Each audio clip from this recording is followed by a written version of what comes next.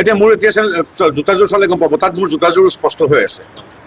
যদি ভিডিঅ'টো চাই তাত মোৰ জোতাযোৰ স্পষ্ট হৈ আছে।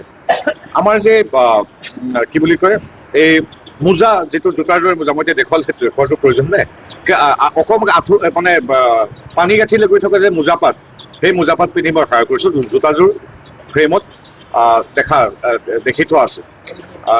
আৰু আটাইতকৈ ডাঙৰ কথা, তাৰ পিছৰ ভিডিঅ'টোত মোক গালি পাৰিছে, মায়াবিনী ৰাতিৰ বুকুত পোৱা নাই। মই কি বুলি কওঁ, মোৰ ৩৫ বছৰ পুৰণি বন্ধু, তাত মই নিজে ৰিচিভ কৰিছোঁ তেওঁৰ কায়িক দেহ, তাত তেওঁৰ আটাইতকৈ নিকট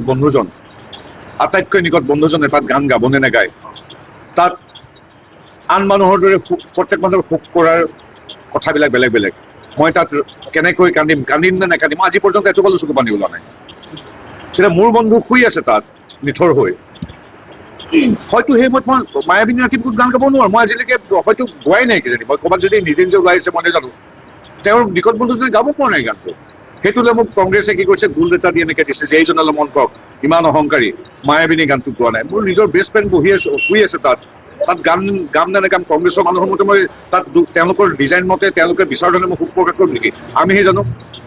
কাইলৈ পৰহিলে যিবিলাকে ফেচবুকত লিখিছে তেওঁলোকে পাহৰি যাব জুবিন গাৰ্গক। মৃত্যু পৰ্যন্ত এই বিষ আমি বুকুত কঢ়িয়াই লৈ ফুৰিম, হাজাৰ হাজাৰ লাখ লাখ অনুৰাগীৰ দৰে।